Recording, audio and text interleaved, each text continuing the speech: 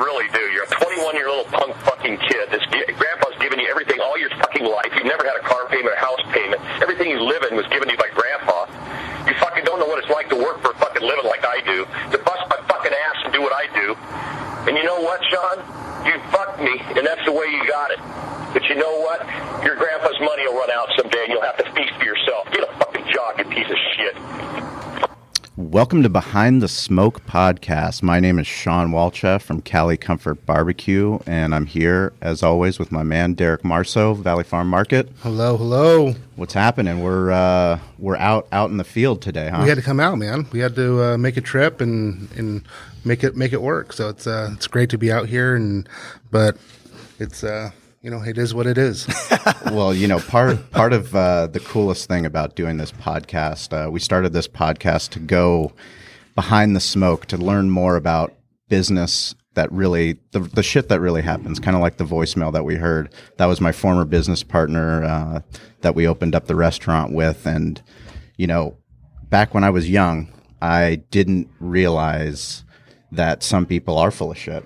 Oh, dude, absolutely. Some people, and sometimes most people are full of shit. Most people are full of shit. You know what? That is very true. And back when I did open up that restaurant, I learned some very expensive lessons. And one of the things that we want to do with this podcast is anybody that wants to open up a business or that wants to learn more about really what happens. That's why we started this. No, it is. I mean, the war stories that we have, we've been in business for 61 years with my family and three generations, and now it's just me. But I mean, the war stories that we go through every single day, it's not just this, beautiful concept that people think, oh, it's just you're rich, you own this business, and everything's just butterflies and fucking flowers. That's not how it is. So you don't sell fucking flowers? I don't. Butterflies we do though. You do sell butterflies. Well, we're so fortunate. Today we are up at the Mighty 1090, which, for those of you that listen from around the world, Mighty 1090 is the boomstick radio channel that broadcasts all the way from Mexico all the way up to Orange County. And if you know anything about sports, if you know anything about sports media, then you know who our guest is. He is also a CBS football sideline analyst. He has been holding down the Mighty 1090 with BR. And we're here with Scott Kaplan. Welcome to Behind the Smoke. Well, thanks for having me, and welcome here. For me, we broadcast from a radio studio every day. Yes. And I love the mobile abilities, the flexibility of podcasting. And I said, you know what? Let's not use our radio stuff. Let's sit in the middle of our common area here. You got all the sales guys working over here. You got promotions team over there, production and broadcast behind me.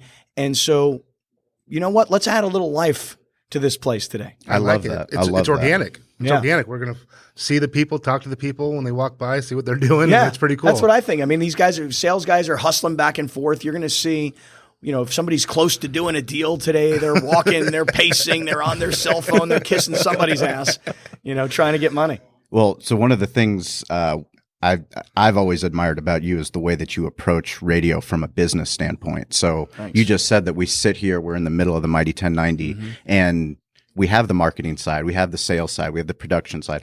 All this shit doesn't happen unless all these people know what the fuck is going on. Right. Is that right? That's right. So tell me a little bit about that. And it's hard. And let me just say this, because you talk about business war stories. It's freaking hard, dude.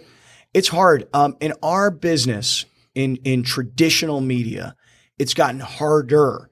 And in our town and Shawn, you and I know, because we were together on a lot of this stuff, as we fought to try and keep the NFL here in San Diego, we're fighting for our professional lives. Whether you own a restaurant that's a sports bar and you depend on, pro sports or college sports to bring people to you, or if you're a sports radio station where you need sports to entertain people. It's part of your livelihood. Right, big time. And so fighting to keep the Chargers in town was not just about me personally or you personally. No. It was about the whole community. And I think right now in particular, as we're getting ready to start the football season, we are all still trying to figure out what the loss of the team to the market means and how it impacts our businesses. Yeah. For us, we were always fortunate on the Sundays that we'd be busy. I have a grocery store, and it's more of a gourmet grocery store, but we barbecue the steaks all the time, and people would come in when they were good. I mean, it was booming. Yeah. But I'll tell you what, though, when they sucked, it wasn't as good. No, I know. It's a religion when an NFL team in any town, or anywhere around the world, it could be your local soccer team. Sure. It doesn't matter. When your team is hot, your city goes crazy for it. And we all experience that. And then we experienced the lows, which was the team being bad, and then the talk of the team moving. And then the lowest of the lows, perhaps, is the team actually moving. Or maybe we haven't reached rock bottom yet, and we will during the season. Yeah. But from a business standpoint, yeah, it's still tough because guys are trying to figure out, what are we selling now? Yes. I've had people tell me, they go, dude, I haven't listened to you guys since the day the Chargers announced that they were moving out of San Diego. And I'm like, what do you mean you haven't listened to us? And they're like, these are tip in radio, a person who is like your standard listener who fits right in your target demographic. He's a P1 listener. These are and that's P1 what's your listeners age range on that? From 25 to 54 years old. That's our sweet spot. Men 18 to 64 is really the wider net, but the sweet spot is men 25 to 54. I had a guy, 50 years old, rabid sports fan, season ticket holder, strong opinions, listens to 1090 every day of his life, all of a sudden has gone away for the last 3 months. Wow. Because he said, dude, I don't want to listen. There's nothing to talk about. I'm like, I don't know about you guys. I'm never at a shortage for things to talk about. Shit, I fill 4 hours of airtime every day. Right. No fucking problem. I find things to talk about. So this is a very, very unique situation. I think one of the things that is difficult for us as a restaurant, the only reason that we're even fucking sitting here is because we got an opportunity. That opportunity came 2 years ago when Alvarez from Bolt Pride and Johnny, I was with Save Our Bolts. Johnny called me and he said, hey, Tilted Kilt, they're supposed to be up at Mighty 1090. We're doing this kickoff party with Scott Kaplan and with Billy Ray. And, I don't know if they're going to be able to make it up there. Can you guys come up? And we're like, fuck, we'll figure it out and we'll make it happen. So we made it happen. We came up here and we participated. We had a fucking kick-ass time. We brought barbecue. Yeah. We hung out with Bolt Pride. We had this amazing time, and that started a relationship. Yeah. So it's when you go and you make a commitment or you do something out of the ordinary, sometimes opportunities open up. And, that was one step. The other step was us actually participating in Save Our Bolts.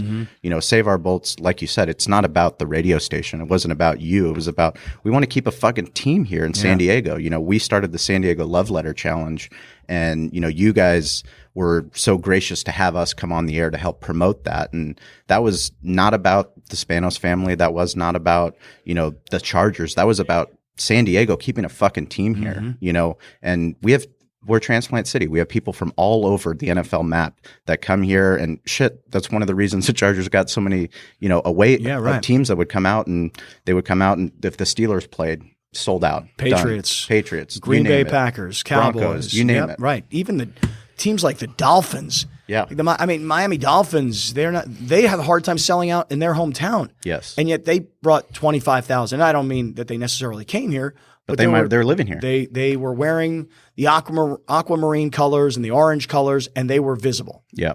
Yeah, they come from all Southern California. They're going to be close. They come down and watch the games and support their teams.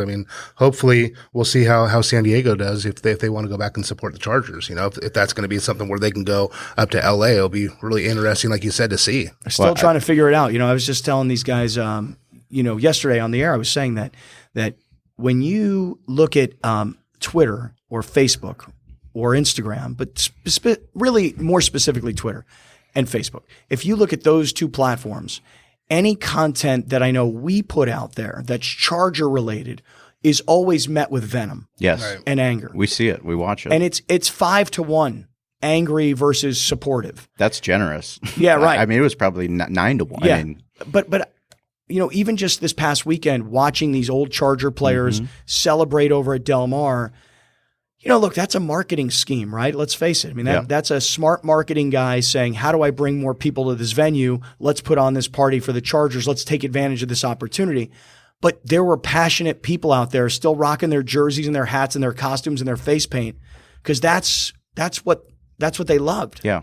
That's who they are. And they can't give it up. It's like a drug. They just can't give it up. Yeah, it is what it is. It's like a drug. I mean, it is a drug. You want to get away from it, and then you're like, you just get sucked right back in. And those people that still will be sucked back in, whether they are fans or haters. But they could be closet fans too. Right. Yeah, whatever that's they true. may be, they're going to come to us this football season and they're going to say, for all these years, I've depended on you guys to get me through my football season. Yes. To have fun during the football season. And they're going to still come to us for that. And listen, the Chargers, as an example, can say they're in LA, which they're not. They're in Orange County. And then they're going to go up and they're going to play in Carson.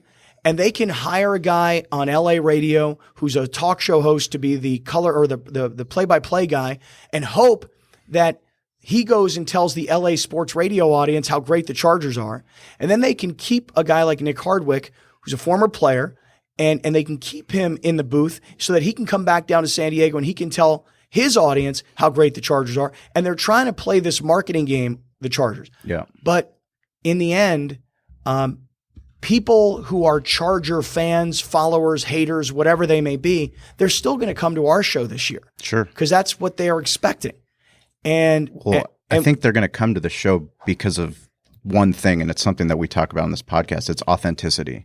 And the listeners, people that follow you, people that come to his store, people that come to our restaurant, they're going to know if you're full of shit or not. You know, we're not trying to pretend that we're not Charger fans. I mean, we're all fucking in. You know, we're so in that, you know, I have 4 tickets right in the end zone. I'm going to be up there at StubHub. I can't wait to bring my son there when I can go. I'm going to be in Canton. You know, we're not bullshitting around the fact that we are Charger fans. We've always been Charger fans. We worked so fucking hard. We spent money, we spent resources, we spent time to try to keep the Chargers in San Diego, not just as a business, but we did it for personal reasons. so you cannot give up on the team, No, even though they've given up on the city. no, Yeah. not at all. And there's a lot of people who feel like that. Because the problem is because we were so involved, we saw all the ugly parts of the city. You know, we saw all the things. I love San Diego. I'm such an advocate for San Diego, but we saw so many things that aren't cool about San Diego. But did you also feel, because you were also close to the team? Yes. Did you also feel like I saw the ugly part of the city and city government, Yes. politics, and all the bullshit that goes with it? Did you also feel that when you talk about authenticity, that the Chargers were truly authentic in No. their? Okay. No, not at all. I mean, and that's the problem. I mean, you're talking about the NFL. It's $1 billion, you know, enterprise. I mean, they don't have to give a shit. Yeah. And like that's the reality that we live in. No, You know, the richest guy gets his way. Yeah. Which is why I said it the year before that Kroenke was going to get LA and the Rams were going to get LA because Kroenke had the money on his side versus the Chargers or the Raiders. He was getting his way and he got his way. And in the end, the guy who didn't have money on his side ultimately was Dean Spanos because what Mark Davis did is he went out and found the money. yeah. You know, Mark Davis didn't have it either, but he leveraged it. And he got the state of Nevada and he got the Bank of America and everybody put their money up. All he put up was his franchise, Sure. which is that's what he brought to the table. But, you know, I guess in the end, I'm so disgusted by city government Yes. in San Diego, not current, not exclusively current, but even previous city government. I'm disgusted by city government.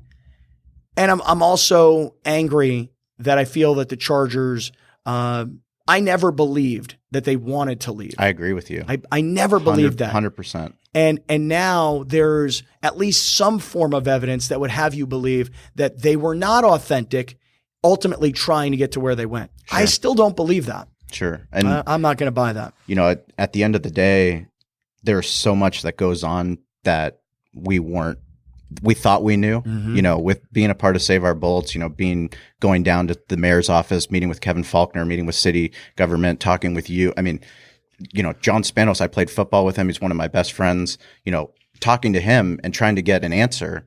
talking to Jim Trotter. Jim Trotter's telling me they're leaving. He told me the whole time. He's like, "You're fucking nuts."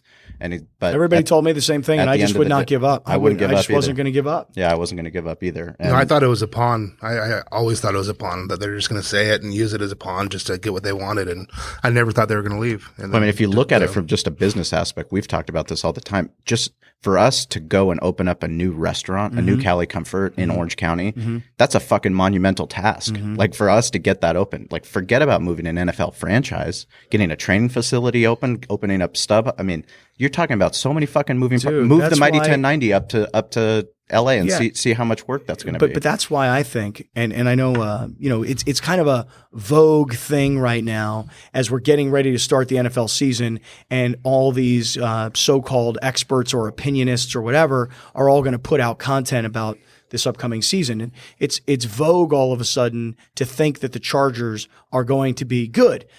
People think that, they're going to get over their injury crisis, and there's going to be a buzz and an excitement for a new team in a new city. I would tell you, having been around the Rams last year in only 1 week, this was early in the season. I was doing a game for CBS, and they were playing Buffalo. By the way, 90,000 people in the LA Coliseum, of about 40,000 were Buffalo Bills fans. Sure. So the Chargers and the Rams are both going to experience the Southern California phenomenon of other teams' fans potentially taking over their stadiums, particularly when they're not good. All of that being said, though, the move was brutal for the Rams. It didn't matter if it was halfway across the country, if it was 2 hours or 3 hours. Or televised on Hard Knocks. Yeah, right. It's the Chargers, between their facilities, their training camp, the move, the settling down, the Rivers is going to keep driving from San Diego to Orange County every day. You've read these stories about black players not being able to get rental properties. I'm just telling you, all this shit will ultimately manifest itself on Sundays on the field. And unless there's one of those cliche us against the world mentalities in that locker room, and it works and guys stay healthy, a chance.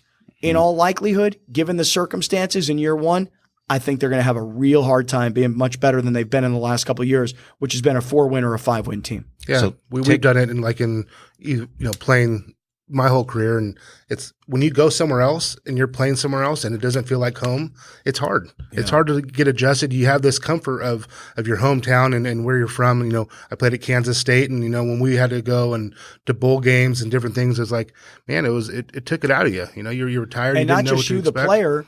The equipment guy that had to pack it up, the trainers who had to pack things up, Absolutely. The coaches who had to study film in hotel rooms rather than in their offices. Yeah. Shawn, I didn't know you played football with John Spanos. I did. This high school ball? High school football. Yeah. In all the years I've known you, I've never heard you talk about that. Oh yeah. So John and I, we both we played basketball and football together. Was this at La Jolla Country Day? At Bishops. Oh, at Bishops. Yeah. Oh, I didn't realize we only had 26 men. He was one of those Bishop guys. Yeah, I was one of those Bishops guys. We never came off the field. It was all 3 teams. Wow. So special teams, long snapper, inside linebacker, strong guard. What did John Spanos play? John was slot receiver, and he was also a cornerback. Yeah, John was a scrappy guy. That's why we got along well. I mean, we were both undersized. I mean, we weren't going to play fucking K-State football like this guy or play on the Chargers. So this is like a perception thing, but if you went to high school at Bishops, how did Cali Comfort get down to Spring Valley? Isn't that a great question? It's because, we drew him in. Yeah, I know, right? Well, my grandfather, he's a Bulgarian. He was born on a village. He was against all odds, became a medical doctor, World War II. He immigrated over to the United States, and one of the most important things for him was working hard. So he, after his medical practice, instead of retiring, he started investing in real estate, residential real estate. He purchased land out in Spring Valley, and that eventually became a restaurant. And as a family, we ran that restaurant from 94 till about 2002. It was just a breakfast restaurant. And I had to go out there when I was like 13 years old and bus tables. I fucking hated it. Mm-hmm. All my friends are in La Jolla. Mm-hmm. They're all, playing basketball. They're all bullshitting, going to the beach. And is that where did you live in La Jolla? Lived in La Jolla, yeah. He lived on the fucking water. We were driving by there the other day. he lived right on the water. He would always tell me, yeah, I lived in La Jolla, and I'm like, okay, like maybe like La Jolla, UTC not fucking area, UTC. Yeah. And then I drive by, and he's like, well, I'll show you where I grew up, and I'm like, are you fucking kidding me? So you grew up? I didn't know this. I mean, because Bird Rock. like I would. It would seem to me that if I owned a restaurant, and especially had something that is so unique, like you do, that I would want to take that product and brand and take it to where the most money is. Yes. So that I could make the most money. Or at least that would be my thought process. And when I look at where the restaurant is, it's in sort of like an industrial area. Very unassuming Yeah. part of town. That's what our store is too. It's hard to get people Derek's in shop there. is 1 mile away from us, but they've been there for 62 years. I mean, they've been the anchor for the community. Because I wonder if people come from all parts of town we made ourselves a destination location. You did. So when I took over about 10 years ago, my dad was still trying to be a grocery store, and we can't be a grocery store. The commodity stores are going to whoop our ass when it comes to pricing. They're going to get 4 pallets of fucking toilet paper. I'm getting 1 box. I can't sell it for what they can sell it for. So when I got done playing football and selling some insurance, I said, you know what? I'll come in as long as I can put my touch on it. Mm-hmm. And he said, okay. So I became a specialty store. So specializing in things you can't get anywhere else. Specializing in like high-end meats that, you can't go to Albertsons and get. My dad went to Greece for a month vacation. Like the first month I was in there, and I spent like $10,000 and brought in USDA prime Black Angus beef. Mm-hmm. He's like, what the fuck are you doing, dude? Well, when he got back, I showed him the invoice. Yeah. And he's like, you got to be fucking kidding me. How are we going to afford that? I'm like, well, I paid for it, but here's our sales. So I marketed it, and then people started coming in. That's what I was going to ask you. How did you get people there? Because can you count on just the locals? We did, because we live in a where I'm at. I'm right by some Section 8 houses, and I'm right by Mount Helix, where I can draw down some higher end customers. So I was really reaching those people, being out in the community, talking to them, telling them what I wanted to do, and they were really, really receptive to it. So they started, because they didn't down. have that. Exactly. Okay, gotcha. And they came down, and then it was just kind of word of mouth. All of our carne asadas have been voted, best in San Diego. Our pokies, all that stuff we make in house, and then that just starts to kind of get out, and different. Then it's La Mesa and El Cajon and all these little places, and everyone starts coming. I get people from Encinitas, Carlsbad that drive down just to come get our stuff. Oh yeah. Wow, I didn't realize that. Yeah. When Dado Craig came out, he was like, he couldn't fucking believe it. He was so blown away at Derek's story. He's like, why isn't there one in Rancho Valencia? Well, and maybe the answer is because, like I live up in the Del Mar area, and I've probably got 4 or 5 different kind of specialty stores, if you will. Sure. That, Seaside. And you got Seaside Market, or they you did got a great job with the renovation. It's fucking beautiful. Even like a store like Gelson's. Yeah. Yep. Is a great grocery store. It really is. And quiet, but expensive as shit, man. Very Ridiculous, fucking dude. expensive. Although, they got fucked on their leases because they took over those damn Hagans. Because I was looking at those, and there was one right by where you grew up that I was looking at. Bird Rock. Man, I wanted it so bad, but got it. They have these $20 or $10 coupons that they put out in every local newspaper. Seriously? And when I'll go in there, I'll like find my guy, and he'll freaking go boop, boop, boop, boop, boop. Right. Next thing I know, I've got $100 off. But shit, everything was way too expensive to begin with. It's things are just getting back down to that Vaughn's level. That's There's really another store up in Point Loma that just went in called Jensen's. I was talking to Hardwick about it, and I was trying to get that store as well, and I couldn't do it because the lease was too crazy. Yeah, there's a place called Jimbo's up where I am, and it's also in a really expensive shopping center. Crazy lease. Yeah. Dirk, I think he just took that one over, or he might have had it for a while. But then even there's like a Whole Foods up in Del Mar that used to be an old movie theater that they tore to shreds, built a parking structure, built some medical offices on top of a Whole Foods, and that store just goes crazy. Yeah, Greg's. They do a great job. Yeah. Well, now it's Amazon, right? Yeah. How many billion? Taking over the world. Oh, Amazon's taking over the world, dude. It scared me when I was like, man, that's tough. But then, people still want that customer service too. Yeah. So I'll just go for that demographic that wants, to talk to somebody and get taught how to do it. Instead of just know who it is. Yeah. Yeah. I mean, going back to your point, I mean, the reason why I would open up a restaurant, it was opportunity. It was opportunity that the people that I sold the property to, they ended up dealing with people like that were on that voicemail, and they said, hey, do you want to take over this restaurant?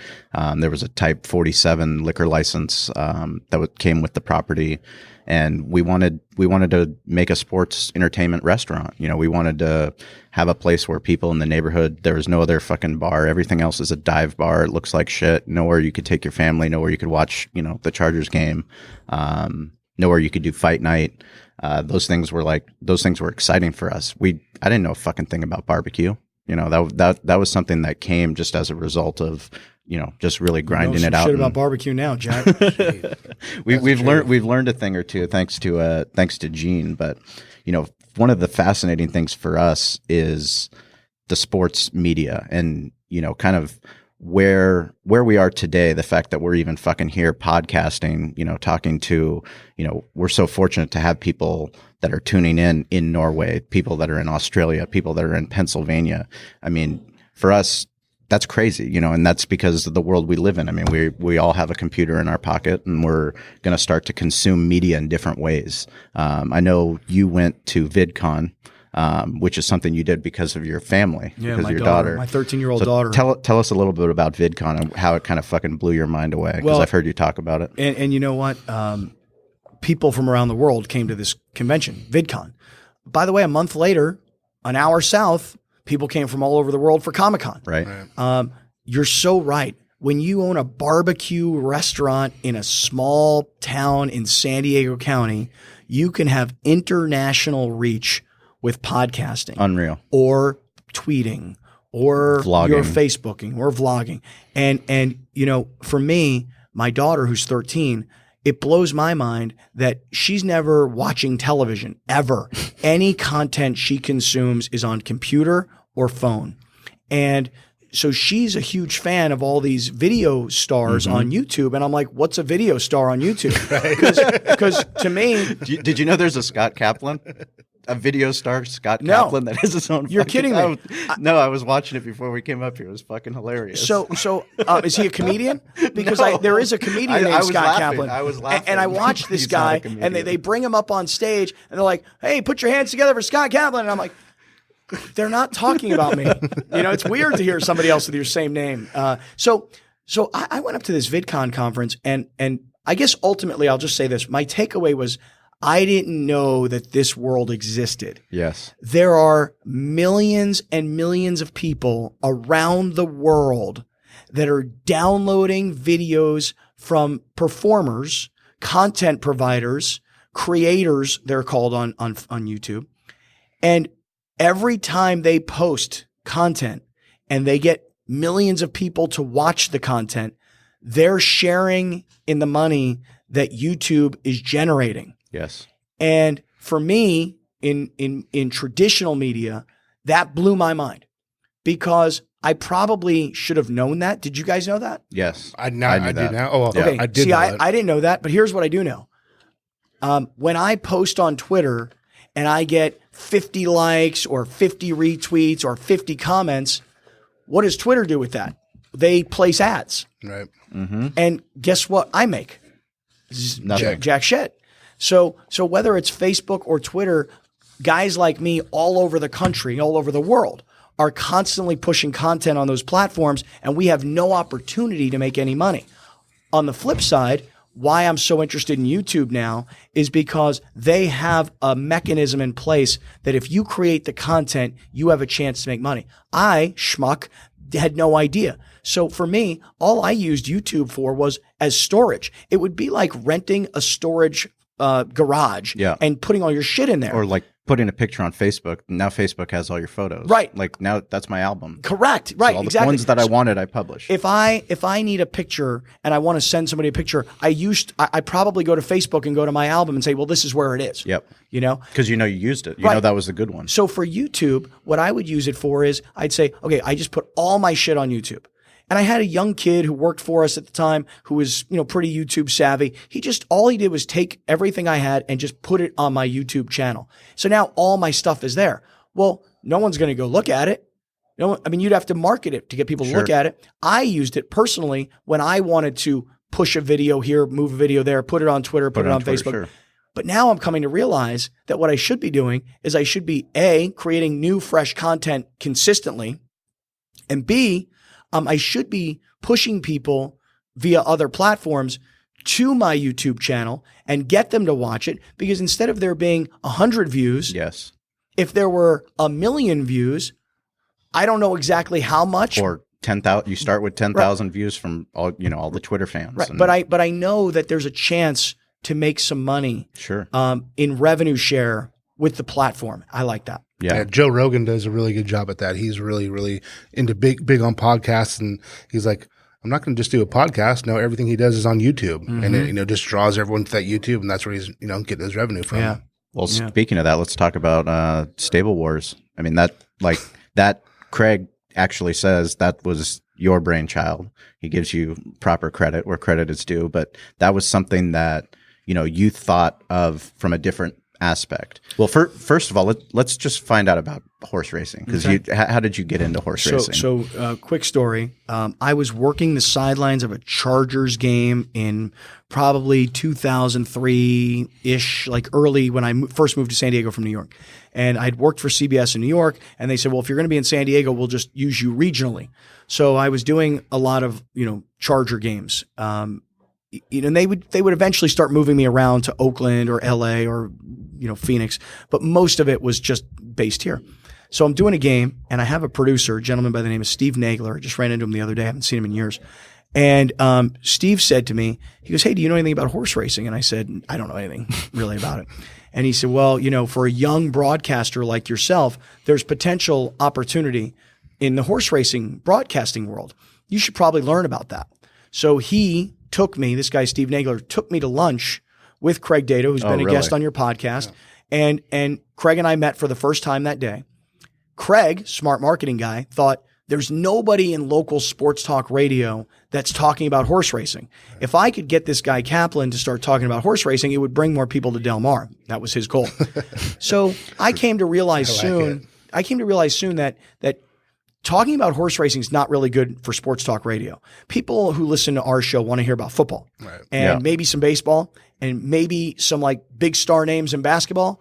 And maybe if there's a U.S. men's soccer game, then maybe they'd want to hear a little bit about soccer. But generally, sports talk radio fans listen for football and fun. Yeah. And so I really realized I really didn't even want to get into the broadcasting side of the horse racing biz, but I would watch these trainers and owners and all these pretty people standing in the middle of the horse ring as they walked around to prepare to go out and race. And I went, that looks like fun. I want to do that.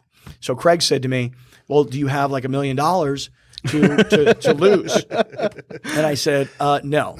And he said, well, there's really no way to get into the horse racing business without a certain amount of money. But when you get in, you could actually, it'd be like owning a pro sports franchise. So we played golf with a friend of ours who said, this sounds like a hell of a lot of fun. That was his exact quote. This sounds like a hell of a lot of fun. I'll write the first check and you guys go out and raise some money. So he wrote us a check. We decided we were going to raise $300,000. How much was the check for? $11,000. And the reason we did that is we I don't remember exactly, but I knew we came up with a number. We're going to have this many investors at this much money. It's going to equal this much. And so everybody put in $11,000. Don't ask me why. Todd Katie was in there, right? Todd Katie, yeah. You know Todd. I know Todd. Big animal, right? Yeah, he's beast. a monster. Dude, the freaking guy's a beast. He's right? a monster, dude. Even still, in his late 40s, this guy still looks like he can play offensive lineman in the NFL. Absolutely. So everybody put in their money. And we took $300,000 that first year and we started buying horses. And now we're 10 years into the business. Unfortunately, it's not really a business that makes us money, but we do it for fun. And for marketing. And for marketing. Yeah. And also for other businesses. It opens up, because you're willing to risk and because you're willing to do shit that other people don't want to do. It's like, well, why the fuck do you want to do that? And like, oh, well, Scott likes to hear himself talk or he likes to see himself on camera. That's really not what it is. Like, you're doing something that's opening up other doors that wouldn't fucking be there unless you did that. Let me tell you, this reality series that we produced for 2 years called Stable Wars. In year one, we had no clue what we were doing. We had a shoestring budget. I convinced a friend of mine who wanted to get into TV, who was a rich real estate mogul. I said, just put in $150,000 and let's see where it goes. He did, not like at one time. He did. And then he got the bug. And once he got the bug, he wanted to be a TV producer, and that fucked our shit up. But in year one, the producer of the show would literally call me in the morning and say, "What are you doing today?" I'm going to the radio. I was doing TV at the time. I'm going to do this. I'm going to do that. I'm going to be with my kids. I'm going to come to the races. Great. We were going to hang out with you all day. And then he would have another camera crew go with the other guys that were our head-to-head competitors, and they were going surfing, or they were going to lunch, or they were meeting with an investor. And then we would bring it back, and we literally were creating a show from nothing. Cameras were following us. They were rolling. We had no script. We had no choreography of any kind. In year two, my buddy, my partner, decided, you know what? I want this to be the Housewives of Orange County come to the Del Mar racetrack. So he decided we need to hire hot chicks and we need to have a female group. But the problem was the female group wasn't real. Yeah. Now, as you guys know in business, we had so many legal issues along the way. Sure. The original guys from the original season, they were a pain in the ass to deal with. They thought they were the stars and they should make all the money and they should own all the rights, and they wanted executive producer titles and everything. It was a real headache. We got rid of them. We went the following year with some new people, still compelling, still fun, but the girls and the whole concept of the girls and trying to add like sexiness to something that we already wanted. We thought it was organic enough. We didn't really need to push it on people. And so there were tits everywhere. Yeah. And then it just screwed everything up. Plus my partner again got the bug, and now instead of putting in 150 grand, he put in like 750 grand. Right. So like he really went deep into his pockets to produce something that he wanted, and it didn't work out the way he wanted it to work out. And let me tell you something. When you got like 900 to $1 million on the line and it's just thrown away, it's garbage, it's gone. Look, he's rich. I mean, really wealthy. He can write it off, and it's not going to change his life. But for me, I felt responsible. Sure, because they took a risk on you. Right. This was my idea. You're pitching this shit. It was my idea. I watched the show Storage Wars. I was involved in the horse racing business. I created Stable Wars.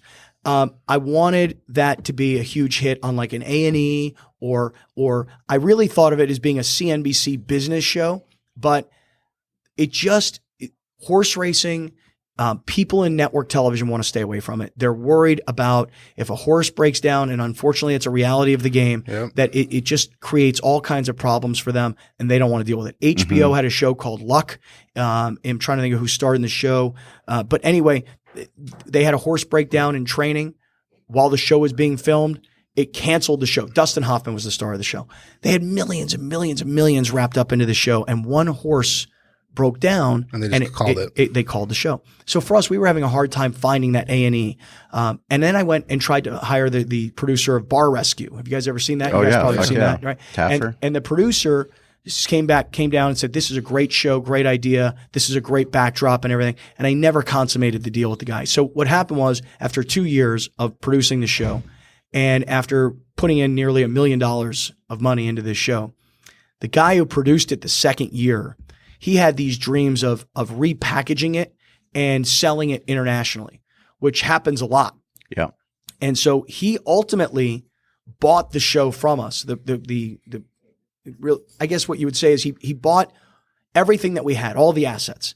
He bought the intellectual property, the name. He bought every video that was ever shot, et cetera, and he knew it like the back of his hand.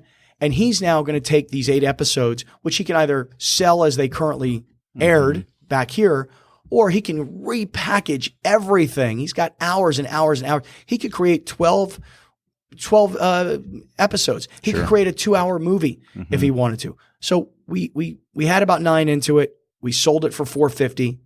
We took the loss. At that point, we were already on to another TV show that we were producing anyway. So for us, this was found money, and we were able to roll the new money, the found money, into our next production. So what was that next production? The next production was called San Diego Prep Insider. And when I was in high school, there was a high school TV show on ESPN. You guys may remember this. It was called Scholastic Sports America. And if you were a high school athlete that made it onto Scholastic Sports America, you were destined to be a star. Right. And you talk about playing ball at Kansas State. Yeah. I played college ball at Pitt. There were 2 guys on my team in my freshman class that were both on Scholastic Sports America. When I met these guys, they were my teammates. They were my recruiting class brothers. They were stars to me. Yeah. I always wanted to recreate that show. So we did. We recreated it, and we called it San Diego Prep Insider. We air it here in San Diego, although there's an app for it and there's a website for it, and you can see this stuff anywhere. But what we've decided to do this year is we want to actually franchise it out. We think that we can have TV shows with this Prep Insider title in San Diego, Dallas, South Florida, Northern Florida, Western Pennsylvania, New York, any place that's considered like a recruiting hotbed. And so we want to franchise this out eventually. And so we're still trying to prove the concept. So what we're doing this year is we've moved it from San Diego Prep Insider. We're calling it now SoCal Prep Insider. And we did a deal with Fox in LA so that now we're on Fox Sports West, we're on Prime Ticket, and Fox Sports San Diego. So we're on 3 channels with one show. Are you guys doing just football, or are you guys doing everything? So during the high school football season, we get this primetime placement. Fox in LA with their high school football, they make it into a very, very big deal on Friday nights. And so we get the half hour before kickoff and the half hour after kickoff for our show. Then we'll re-air as the week goes on. So during the high school football season, we air weekly. When we get out of the high school football season, we air every other week. And so again, now you have 3 channels in 2 markets that are airing content that is hyper local. And that's now our big challenge is now we have to go out in a traditional media sense to try and sell ad time / sponsorship in both markets. And that's a task. What's the social presence for that show? So this show is run by young people. It is for young people. You're never going to see a guy like me standing there interviewing a high school athlete. These are all young people that are fresh out of school, and they just go nuts on social media. It's an opportunity for them. It's Twitter, it's Facebook, it's Instagram, it's Snapchat, it's podcasting, hyper focused podcasting. They have a podcast, this week's girls lacrosse podcast, this week's girls softball podcast, this week's girls water polo podcast. So we're constantly pushing content all related to high school sports. Those colleges have to love you. I mean, you're basically recruiting for them, right? And the kids love us too. Yeah, oh, absolutely. And the parents love you too. The parents share it. Recruiting videos. Oh, yeah, absolutely. Fuck yeah. Absolutely. I mean, we had like the prep star stuff, and when you'd get like 4 stars when I was in high school, it was like a big deal. You know, you're for sure going to get a full ride scholarship or things like that. But that's awesome, man. I mean, to be able to have that and get that exposure. Some kids that might not be able to go to these big high schools, but you know they're good, and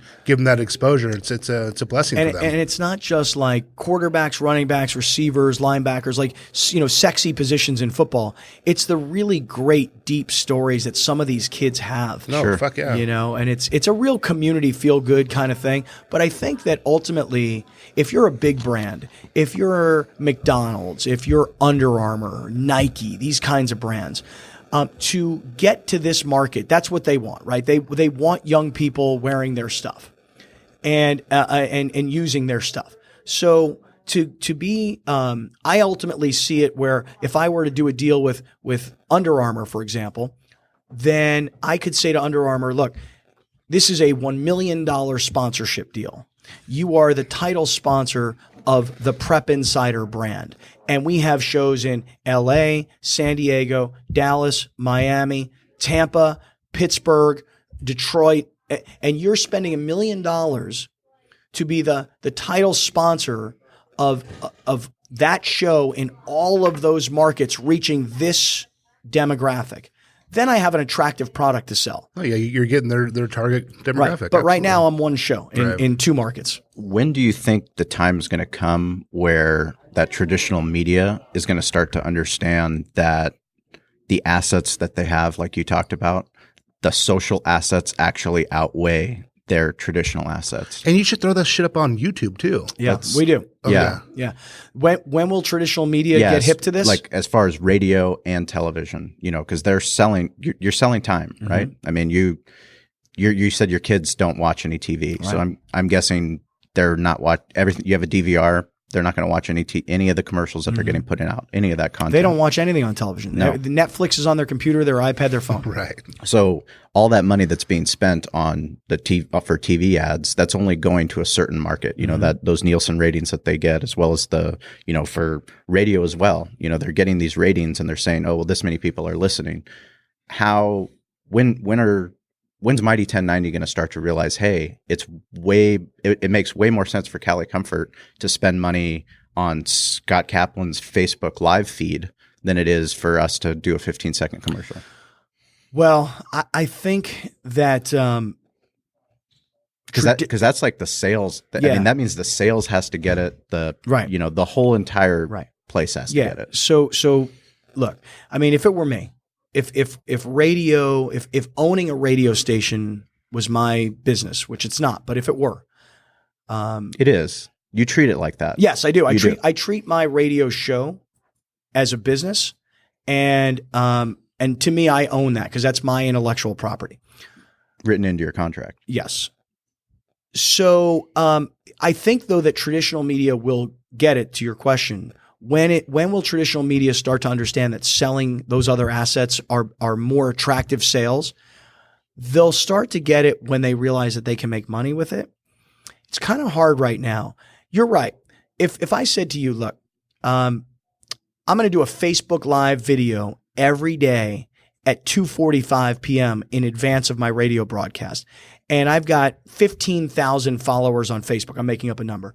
And I can show you that every day, 200 people on average Are engaged with me while I'm live or after I post the video and it's recorded. I keep it short enough and tight enough that people aren't going to be bored by it and they're not going to watch 15 minutes. They're going to only watch 3 minutes. Okay, fine. If I said, look, I want you to spend with me $2,000 this month. And here's the numbers. And by the way, if we get to some higher numbers, I'm going to ask you next month for a little bit more. And you might find that whether it's product placement or an interview on Facebook Live, just your presence, a visit in the office, you might find that has tremendous value for you. And if it does, then I think that these sales guys need to be able to go out and sell that. But again, traditional media, you can go into any newspaper, still exists, any radio station, TV station. Yeah. I mean, and these people are still selling the same stuff they were selling. It's the same rate sheet. They it's can't the same get it in their fucking heads. thing. Right. They can't figure out that, you know what? I'm trying to sell a $100,000 annual package to a car dealer versus, you know what? I could sell this guy who owns this one restaurant a $4,000 a month package. And what he wants is not even radio airtime. We'll throw that in. Yeah, we'll exactly. throw that shit in. Yeah. You know, but what he really wants is he wants to come to the radio station and do a barbecue in the back and have a full broadcast be about that. Yes. And part of his package is he's going to do that, what we've done. Yes. Plus he's going to get the Facebook Live videos. Plus he's going to get Instagram. Plus I get Twitter. Plus I get retweeted. And you can see all the analytics on that. You know exactly not who only it's targeting. it's the analytics are what drives it. Is you go from, I can look at our Facebook page and say, oh, we had, let's say 10,000 fans, and then after we did that with Scott, now we have 12,000 fans. Well, fuck.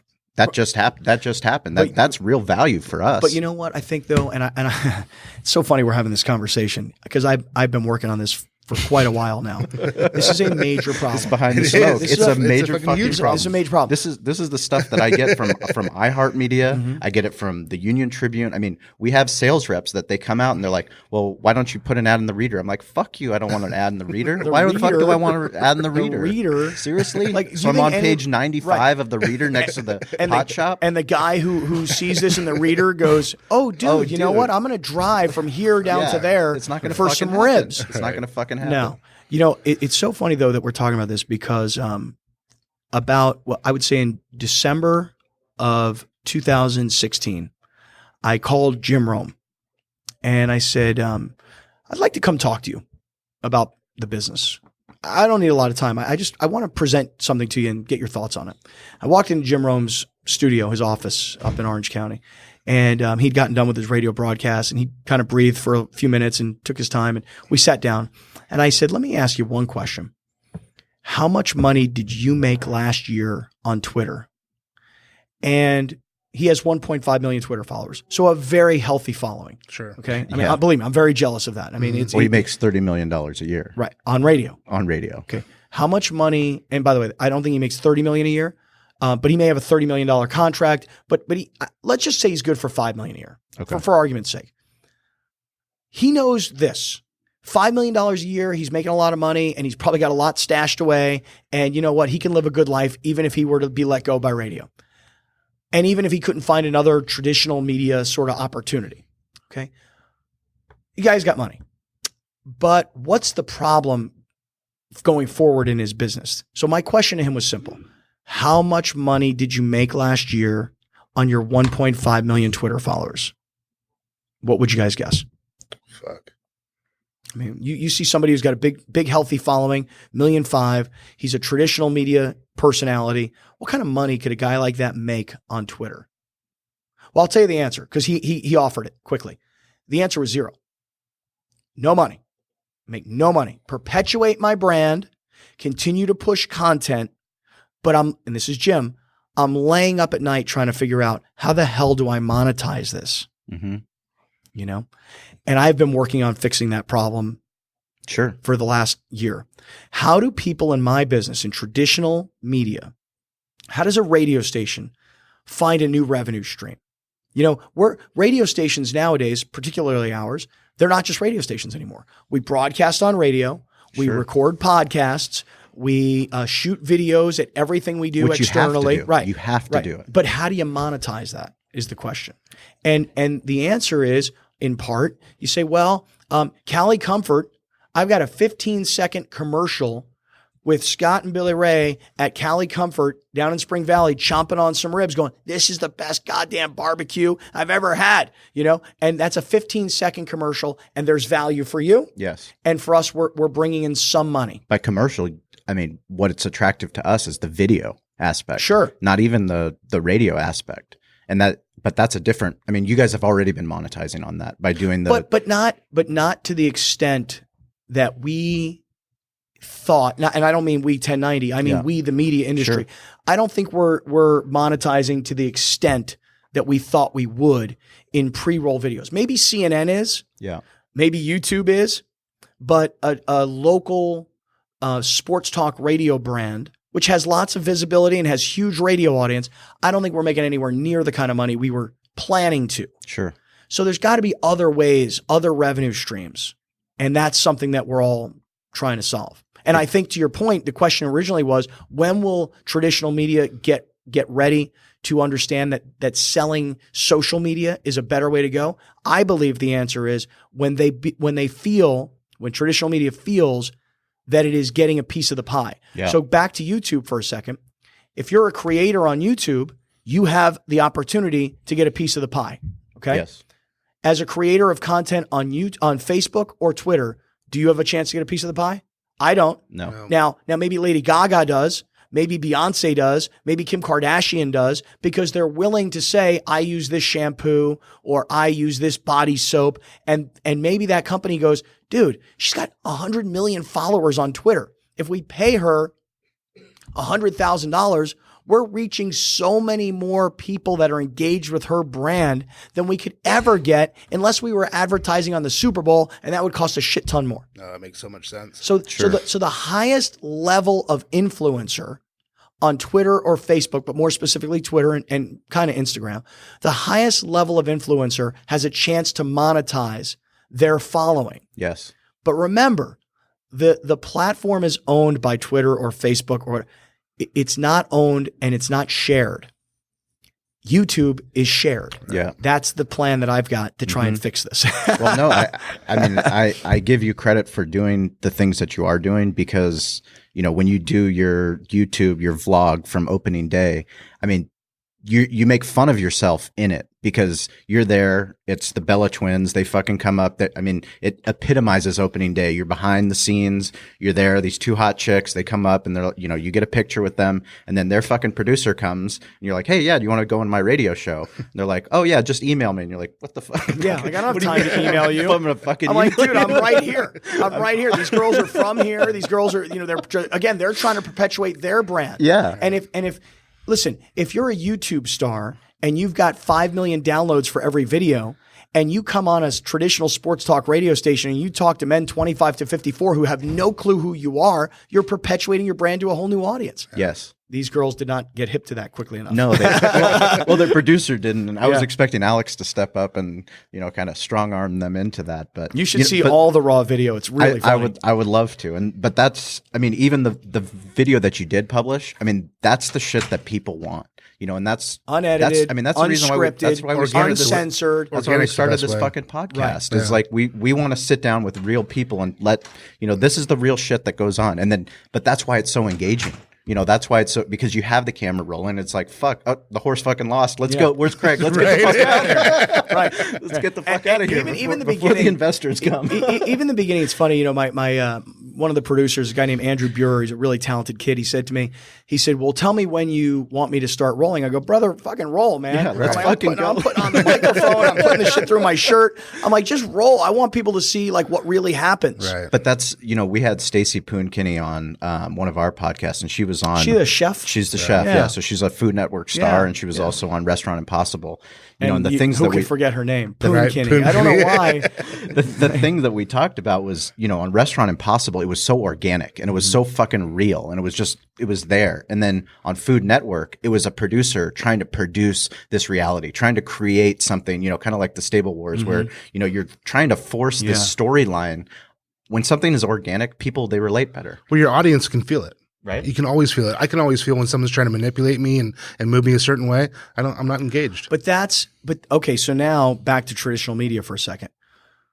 So you can never lie to a radio audience. There's too many people and they're too damn smart. Yeah. Even if they're idiots, they're smart. My point is, people can tell when you're full of shit, whether that's on your podcast, on my radio show, on my podcast, it doesn't matter. People can feel your realness or your phoniness. You can't lie to people. You just can't bullshit everybody. Yeah. And that's kind of been my radio philosophy forever. But that's been your recipe for success. That's why you've been on radio for so long. I mean, you've talked about it multiple times, is that people relate because you're willing to share your story. I mean, you're willing to tell people that you have 4 kids, and it's fucking really hard to have 4 kids. It's funny that we're saying this. And I got 2, and it's fucking. and I have 1, and it's. I know you have a little baby, and as you go through life and you get a little bit older and shit changes in your life, I'll tell you guys, I've not talked about this on the radio yet. I really haven't. And, I'm getting divorced, and I haven't started talking about it on the radio yet. And I keep thinking to myself, should I start talking about this? And I kind of think to myself as a, producer and as a content provider and as someone who wants to relate to his audience and someone who wants to get the highest ratings possible to make the most money possible. Right. What are the most real things? And I just tell you this, that again, target demo, men 25 to 54. And again, spread it out a little bit further, 18 to 64. The percentage of those guys that have either gotten divorced or thought about getting divorced. 60%. Exactly. It's got to be high. And so for me, I feel like, man, I should start talking about this, man. I should start talking. But on the other hand, I'm thinking in real life, is it worth the aggravation, of hearing my wife of 17 years and the mother of my 4 children, don't you fucking talk about that shit on the radio. But she knows you. Nobody fucking knows you better than your wife. And that's the thing that Derek and we talk about all the time. And I talk to my friends that are attorneys. I talk to friends that are, investment bankers. I'm like, the world that we live in, you have to be willing to share. And for you to share on Facebook, for you to share on Instagram, for you to share on Twitter, on a podcast, in whatever you're doing, then people, they can relate. Mm-hmm. Like the vulnerability about it. The vulnerability. I mean, we sent out an email marketing. We sent out an email to, all of our customers at Cali Comfort, 10,000 people. We said, we're so happy that we have our new son, that he's been born. For the last 9 years, we've tried to have a family friendly restaurant. Now that we are a family, we're looking at things a lot differently because, we thought that we were family friendly until we go to other restaurants and realize what the fuck. Yeah, it's hard. It's like my wife, she's nursing. Yeah. She goes in. She goes a changing table, dude. Yeah. Where the fucking changing table? Right. Where the fuck's the changing table? Yeah. Where's a chair so she can sit down and nurse? Like, those are all things that you don't know until you know. But then once we started sharing, we got all this fucking feedback. We got so many emails, more than we've ever got, because people were like, thanks for sharing. Mm-hmm. Thanks for sharing photos of your kittens. That's why we go into business. I mean, that's why we love doing what we do. So funny you say that, because a lot of times when I do post on a platform, particularly Instagram, that's generally where I'll post anything related to my kids. When I do post something about my kids, the person who hates me the most on radio, whoever that person may be, actually will send me love Right. when I post something about family. You humanize yourself. You know, yeah. Well, you humanize yourself. And I mean, that's part of, when we did the San Diego Love Letter Challenge, it was something that, going to Charger fans, fans that have fucking lightning bolts in their head, like they've tattooed lightning bolts. Aaron, and then you have, Alvarez, you have all these, people that they epitomize the NFL and the gladiator but then you ask them to be vulnerable. But you only do that after you're vulnerable, after you say, well, hey, I fucking love the Chargers. I love the Chargers because John Spanos and we grew up together, and, our JV team, he took us to a fucking Charger game. And at that time I was like, what the fuck is going on? This is crazy. Junior Seau's on the field, all these things that helped me remember why I fell in love with football. If you can get other people to relate to that, you can actually get something that's, genuine, organic, but something that actually gets people fucking excited. Yeah, I know. I sent out a tweet earlier today with a video. Again, back to YouTube. This is shit that's just all sitting on YouTube. Right. I'm not using it. And we sent out a tweet today that said, kind of remembering the good times. And we would take our cameras into our section at Qualcomm Stadium when the Chargers were really hot. And this would happen every game. We had the same group of guys in the same section. We had a sign in front of the section that identified them. This is the Scott and BR Great Friends section. Everybody's rocking their jerseys. Everybody's giving the middle finger to the opposing team and cursing them out and having a great time. And then Kasim Osgood, who played for the Chargers back then, would come running over and jump into the stands and so we sent out a video today. That's so fucking rad. On Twitter saying these were the good times. Right. These were the things that brought us together. Yep. And it's those are great times, man. I mean, those are the things that's why we love doing what we do, and why we continue to push the envelope, and we put on barbecue championships at Del Mar. I mean, it's not that, having a baby at home isn't enough work. Now we're getting ready. I mean, we're what's today? We're less than a month away. Less than a month away from, getting all these barbecue teams to come out to go do stuff to engage with other people that love barbecue. Okay, so there's a great example. On a day like that, what we should be doing is I got to bring out my video team. Yes. I got to walk around and try this and try that and have a great time. And everybody who's involved, gets some branding, and you get to see that this guy came from here and this guy's from there. And hey, I may go there. I'm going to be there. They're going to be there. I know those guys. Listen, if I go to a city and I know that a restaurant that's been on Diners, Drive-Ins, and Dives is nearby, I'm going to give it a shot. Absolutely. And so this is the sort of video perpetuation of branding through social platforms that we all need to keep going with. Right. So where can our fans find you? I would give you a couple of different options. I have a website that I haven't really started to use that much. You're about to. Let's do it. Throw it out there. It's ScottKaplanMedia.com. And that's going to be sort of my home base. Sweet. Because like what you're saying about these 10,000 emails that you were able to send out to all of your people who come to the restaurant, I need to start accumulating ways to communicate to my audience. So ScottKaplanMedia.com is one place. I do have a YouTube channel, which I am starting to push and asking people to start to subscribe, because I am going to begin putting out new, fresh content. You gotta keep doing that. Shit was but you know what it is? The vulnerability was the best. But you know what it is? That video is on mighty1090.com. Yes. Okay. It's not on YouTube. Yes. If I take that video and I put it on YouTube, I'm taking away from the radio station. Yes. So right now, my focus is on really how to continue to build this radio station. So I'm happy to put all my stuff there right now. Outside of radio and in my other life, that's where I may start putting my YouTube videos, which I think are going to be a little bit more personal. Yeah. To your point. Personal. So I'd say visit me at ScottKaplanMedia.com, visit my YouTube channel, on Twitter at Scott Kaplan, Kaplan, and on Facebook as well. And then the radio show is Scott and BR, SCOTTANDBR. And you can use the Mighty 1090 app. And did you ink the deal with CBS? Are you going to be every weekend now? So I did not ink that deal.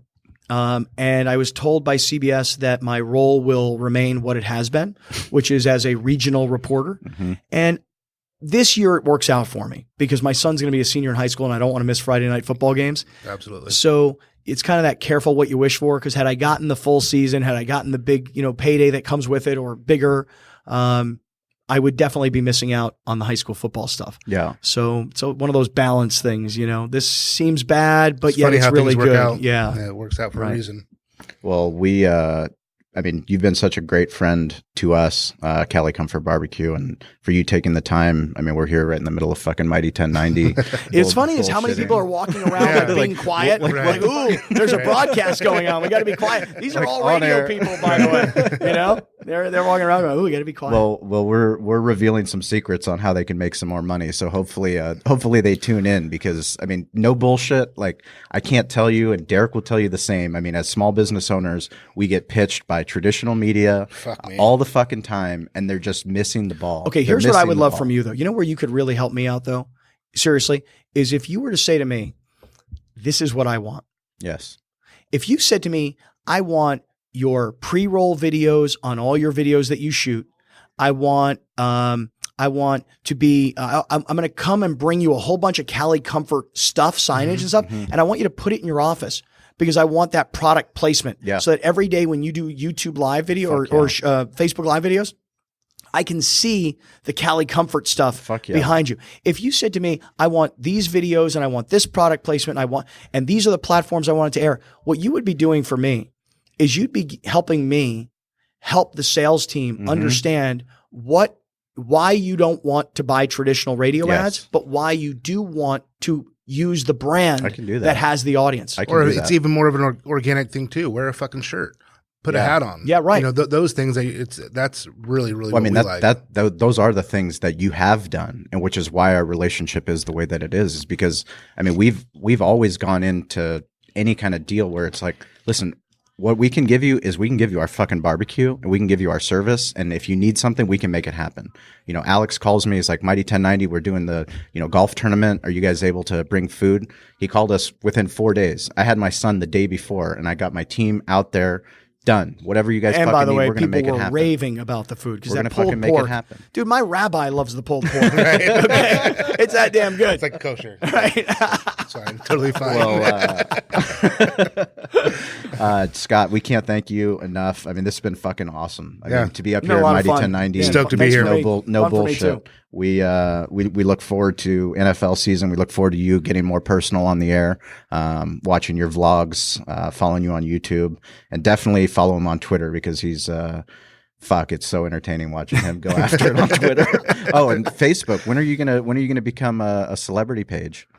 You need to to switch that over. Right. So here's the deal. You've limited out. Right. So you can't do that. I know. So I didn't realize this. When I first got my Facebook page, I just signed up for a Facebook page. Yeah. Well, it turns out that as just a person, you can max out at like 5,000 friends.